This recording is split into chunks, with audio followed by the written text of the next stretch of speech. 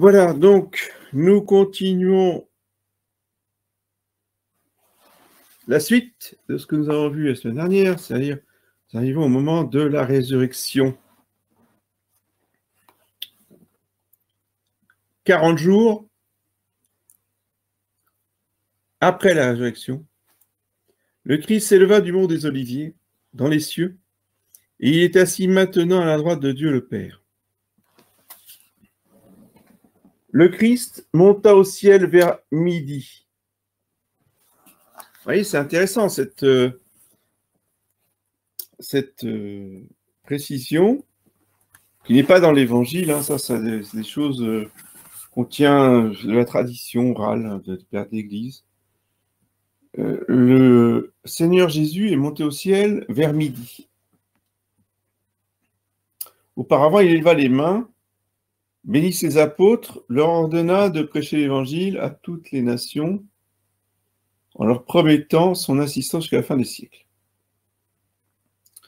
2 anges apparurent ensuite après l'ascension pour consoler les apôtres. Les pèlerins vénéraient encore la trace des pieds de Jésus, c'est-à-dire que notre Seigneur a laissé la trace de ses pieds sur la roche qu'on voit encore aujourd'hui donc dans l'église de l'Ascension.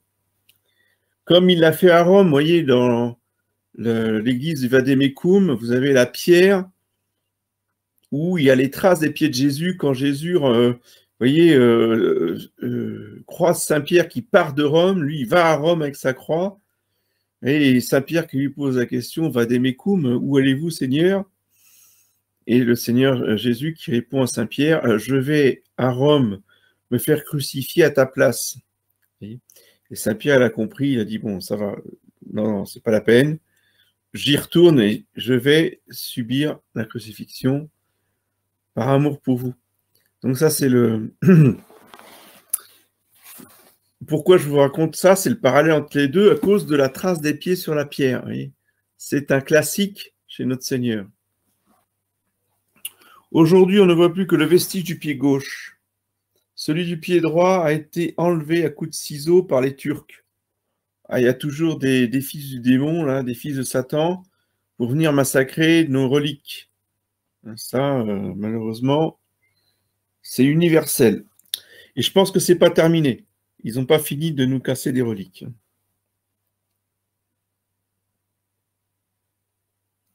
D'après la direction de ces vestiges, Jésus-Christ serait au moment de son ascension tourné vers l'Europe, donc tourné vers l'ouest, enfin le nord-ouest, comme il le fut déjà pendant sa crucifixion. Notez ces détails.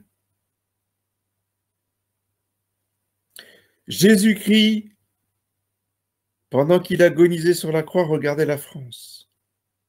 Parce que l'Europe, c'est la France, hein, c'est évident. C'est un côté rigolo, mais c'est très sérieux. L'Europe, c'est la France. C'est la France qui a fait l'Europe. Les saints de France, si vous voulez, ils ont été... la chrétienté en France a été fondée par les 72, par les 72 au complet, mais une grande partie des disciples de Jésus sont devenus évêques et sont venus fonder les diocèses de France. Nous avons eu Lazare, le préféré de Jésus. Nous avons eu Sainte Marie-Madeleine. Nous avons eu Saint Martial, etc. Tous ces grands saints qui ont fondé, dans les premiers siècles, les diocèses, c'était des disciples de notre Seigneur. Donc Jésus regarde la France pendant qu'il meurt sur la croix. Jésus est tourné vers la France quand il monte au ciel.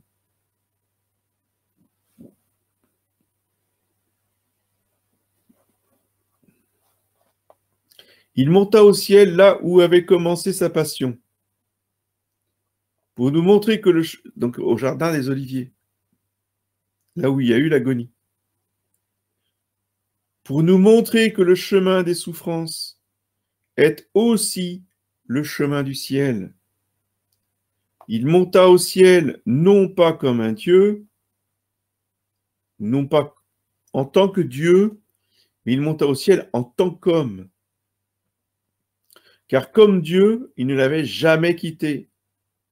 Il y monta de sa propre puissance, sans secours étranger, non sur un char comme Élie, qu'on va fêter demain, je vous le rappelle, demain c'est Saint Élie, ni soutenu par les anges, comme le prophète Habacuc, mais par la puissance de sa nature divine. Mais la puissance de sa nature divine emporta son corps glorifié dans les cieux. Jésus-Christ emmena avec lui les âmes qu'il avait délivrées des limbes. Ça, parlait régulièrement. C'est-à-dire que tous les justes de l'Ancien Testament qui attendaient dans les limbes, il les a emmenés avec lui dans le ciel. Depuis ce moment, Jésus-Christ, malgré ses apparitions à différents saints, n'est plus descendu corporellement sur la terre, excepté à l'élévation de la Sainte Messe. C'est l'opinion commune de tous les pères. Donc le 40e jour après Pâques, l'Église célèbre la fête de l'Ascension,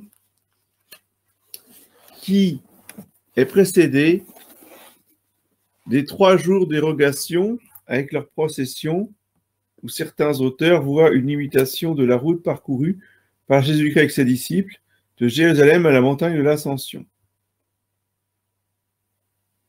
Le Christ est monté au ciel pour faire entrer son humanité dans sa gloire, pour envoyer l'Esprit Saint, afin d'intercéder pour nous auprès du Père et pour nous frayer le chemin du ciel. Le Christ est médiateur entre Dieu et les hommes, et notre avocat auprès du Père. Aussi, dit saint Bernard, ceux qui n'osent pas s'adresser au Père doivent s'adresser au Fils qui nous a été donné comme médiateur. Le Christ se compare souvent à la lumière. Il est le vrai soleil des esprits. Il est le soleil de justice, selon l'expression consacrée des papes des premiers siècles. Dans les catacombes à Rome, on représente notre Seigneur Jésus-Christ comme étant le sol justitiae, le soleil de justice, qui autrefois était attribué, donc le soleil n'était pas dénommé soleil de justice, il était nommé le soleil invaincu, Sol Invictus. Et Sol Invictus, c'était Jupiter, vous voyez, le dieu des dieux. Et donc, tout naturellement, les premiers chrétiens dans les catacombes ont représenté Jésus, le Fils de Dieu, en Jupiter, avec une auréole. Et évidemment, ils n'ont pas marqué Jupiter, ils n'ont pas mis Sol Invictus.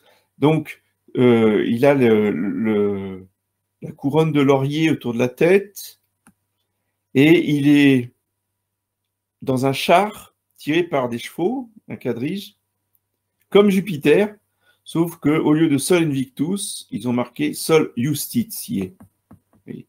Sol Justitiae, c'est Jésus-Christ de Nazareth, le Fils de Dieu. Sol Invictus, c'est Jupiter, le dieu donc du panthéon romain, et qui est un démon, qui est une idole.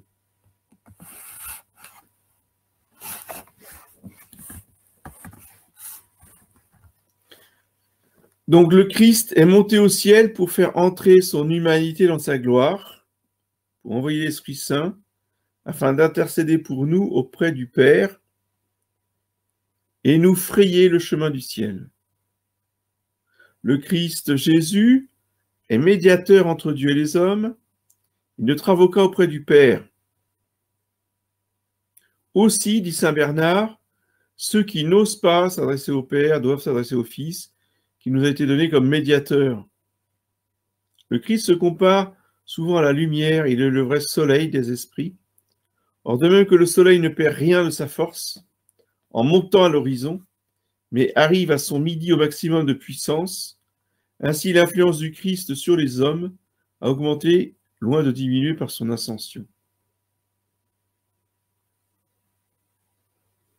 Mais si Jésus-Christ est le soleil de justice, le vrai soleil des esprits, vous comprenez que l'éclipse du soleil, qui revient à l'éclipse de l'Église, parce que l'Église, c'est Jésus-Christ répandu et communiqué, dit sainte Jeanne d'Arc.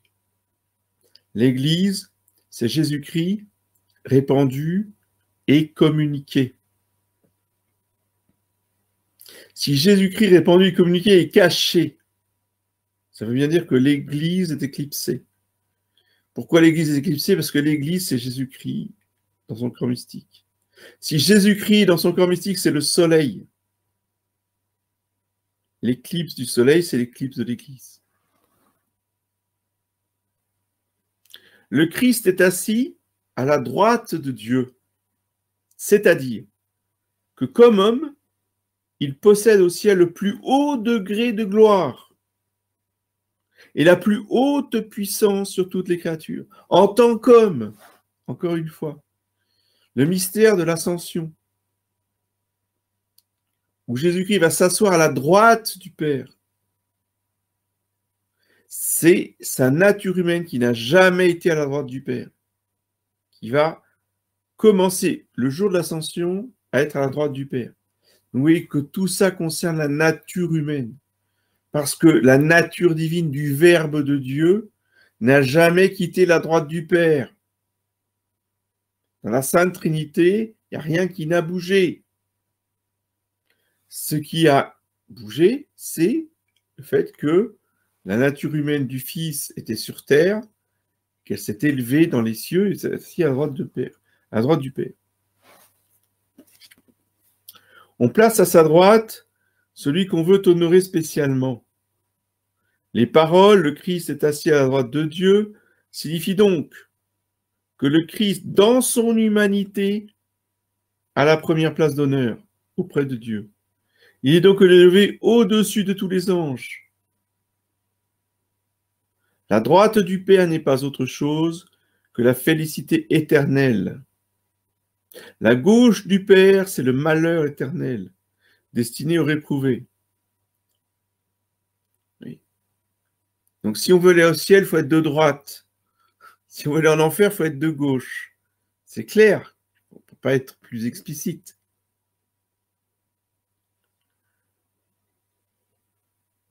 La gauche, c'est le malheur éternel destiné aux réprouvés. Dieu le Père n'étant pas corporel, n'a pas de droite. Cette expression désigne donc la gloire de la divinité, dont l'humanité du Fils a pris possession, dit saint Jean d'Amiens.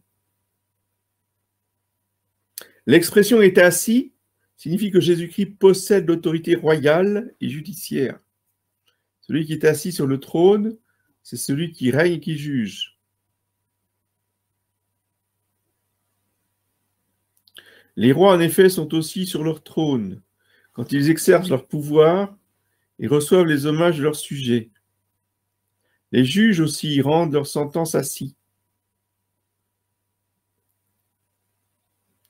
Le confesseur, de même, est assis. Et Jésus-Christ dit de lui qu'il sera assis au jugement dernier. Aussi, Jésus-Christ dit-il au moment de son ascension, « Toute puissance m'a été donnée au ciel et sur la terre. C'est pourquoi toute créature doive l'adorer. » Le 10e jour après son ascension, Jésus-Christ envoya l'Esprit Saint à ses apôtres. Ça, c'est la fête de la Pentecôte. Un dimanche à 9h du matin. C'est très précis. Pourquoi? Parce que c'est pas marqué dans les Actes des Apôtres à 9h du matin. C'est marqué l'heure de tierce. Et l'heure de tierce, c'est 9h du matin. L'heure de sexte, pour votre information, pour votre culture religieuse. L'heure de sexte, c'est à midi. C'est la 6e heure. L'heure de prime, la première heure, c'est 6h du matin. Ça va être 3 en 3. Donc, première heure, 6h. 3e heure, 9h. 6e heure, midi. Sexte, nonne, 9e heure, 3h de l'après-midi. Vêpres, à 6h. Donc, l'Esprit Saint est descendu un dimanche à 9 heures. Les phénomènes qui accompagnent la descente de l'Esprit Saint symbolisent les opérations du Saint-Esprit. Le vent impétueux signifie l'affermissement de la volonté. Le feu symbolise l'illumination de l'intelligence.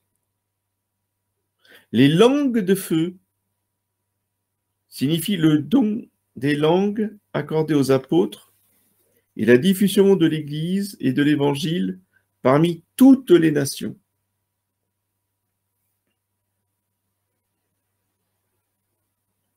La Pentecôte est le jour de la fondation de l'Église. Alors, petite remarque, si on veut respecter les étapes et le parallèle avec le corps mystique de l'Église, donc le corps mystique du Christ, qui est l'Église, donc on va parler comme pour un être humain de conception et de naissance, pour distinguer les deux. Parce qu'il y a eu une dispute quelques années entre certains fidèles, enfin une dispute au sens moyenâgeux du terme, c'est-à-dire une discussion théologique, on va dire ça comme ça, pour savoir quand est-ce que l'Église est née. Alors certains disaient l'Église, elle est née au moment où Jésus a eu le cœur transpercé sur la croix. Puis il y a d'autres qui disaient, mais non, l'Église, elle est née au moment de la Pentecôte. Alors vous voyez, pour être précis, on va dire que l'Église a été conçue sur la croix et elle est née le dimanche de la Pentecôte. Donc, elle a été conçue dans le secret, dans le sens où personne n'a compris ce qui se passait quand le soldat a transpercé le cœur de Jésus. C'est l'intimité, le secret. Il y en a deux qui ont compris, Saint Jean et la Sainte Vierge. Mais les autres, personne n'a compris. Ça, c'était la conception. La naissance, si vous voulez, c'est le bébé qui sort, donc qui est accueilli dans le monde extérieur, qui va d'abord dans les bras de sa maman, après de son papa, après de ses frères, de ses sœurs. Après, il y a le baptême, il est reçu dans l'église, etc. Et donc, l'enfant est reconnu publiquement par l'église, par la société, etc., etc. Ce moment de reconnaissance publique pour l'église, c'est la Pentecôte. C'est quand les apôtres sortent du cénacle et se mettent à prêcher devant une foule qui les reconnaissent comme étant des envoyés de Dieu. Ils disent, on entend tout ce qu'ils racontent alors qu'on a tous des langages différents, ils peuvent venir que de Dieu. Et ils se convertissent et demandent le baptême. Vous voyez ? Ça, c'est la naissance. Au moment de la transfixion du Sacré-Cœur de Jésus, de la transperce par la lance, c'est la conception.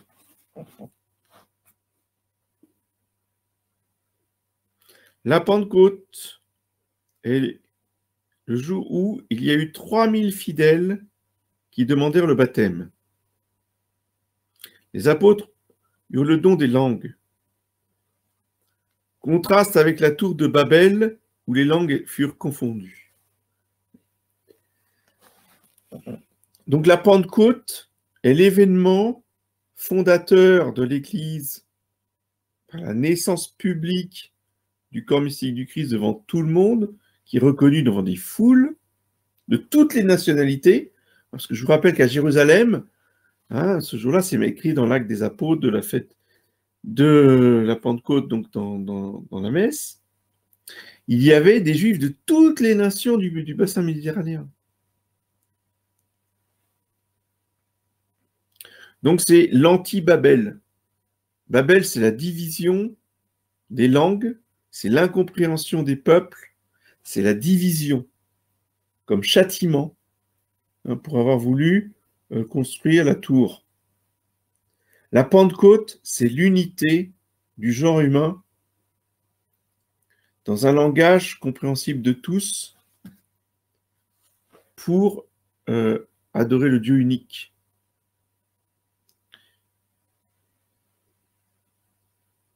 La Pentecôte est célébrée le 50e jour après Pâques. Pente, ça veut dire 50. Dans l'Ancien Testament, la Pâque se célébrait le 50e jour après la sortie d'Égypte, en mémoire de la promulgation de la loi au mont Sinaï.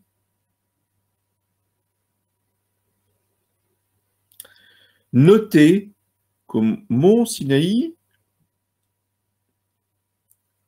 où Moïse a rencontré Dieu pour recevoir les tables de la loi, eh bien, il y avait aussi un feu céleste et un vent violent qui s'est fait entendre. Oui. Donc, pourquoi Dieu a voulu provoquer ce vent violent dans le Cénacle avec ses langues de feu? C'était pour rappeler le mont Sinaï. Parce qu'il y a un parallèle à faire entre les deux. Au mont Sinaï, Dieu inscrit la loi sur les tables de pierre qui sont dures, froides, extérieures. Et il explique à ses prophètes qu'il va envoyer son esprit qui écrira sa loi dans nos cœurs de chair. Je crois que c'est au prophète Osée qu'il dit ça. Si je ne me trompe pas, hein. On pourrait vérifier. Donc vous voyez le parallèle qu'il y a entre les deux événements. Donc dans l'Église, le samedi avant la Pentecôte, on conférait solennellement le baptême en mémoire des 3000 fidèles baptisés le jour de la Pentecôte. Donc les baptêmes d'adultes, ça se faisait pendant la vigile pascale et pendant la vigile de la Pentecôte. C'est pourquoi on bénit encore en ce jour les fonds baptismaux.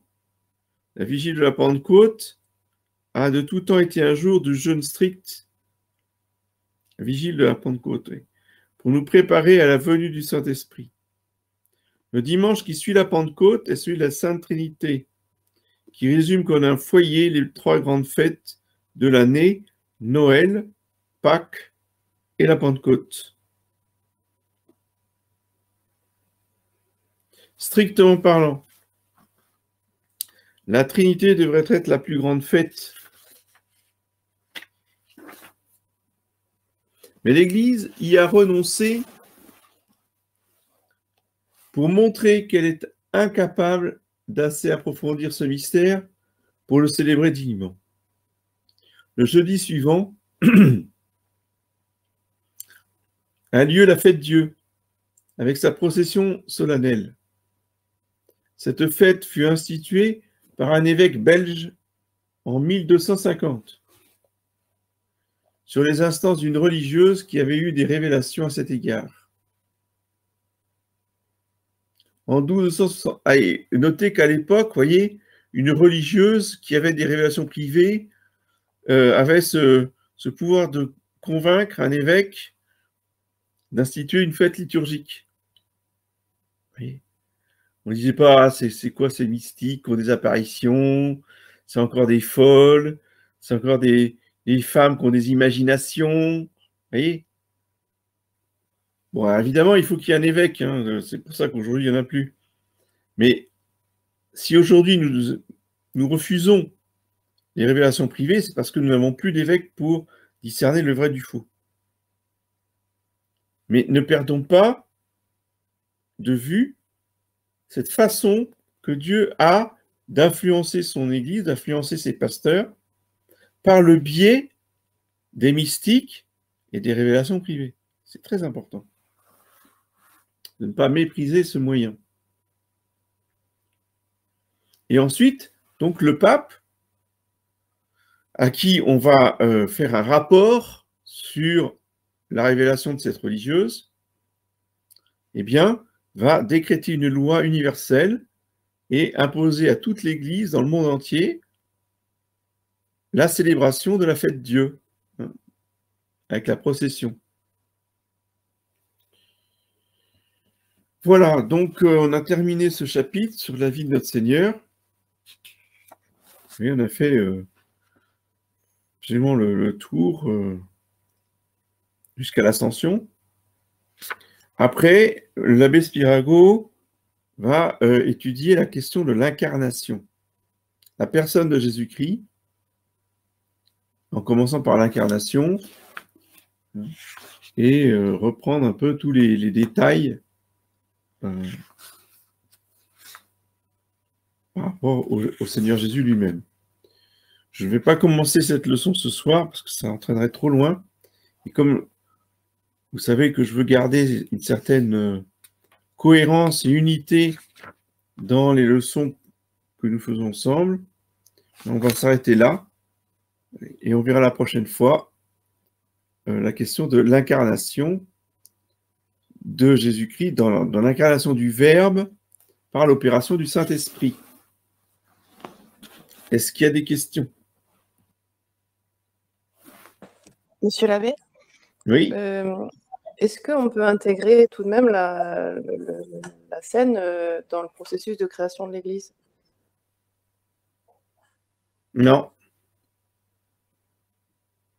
La scène a été faite la veille de la Passion parce que, pour une raison pratique, si vous voulez, il fallait que notre Seigneur institue ce sacrement dans sa vie mortelle, dans sa vie humaine, dans la continuation de la Pâque. Parce que ça s'est fait juste après la célébration de la Pâque. Mais l'Église, c'est les 7 sacrements.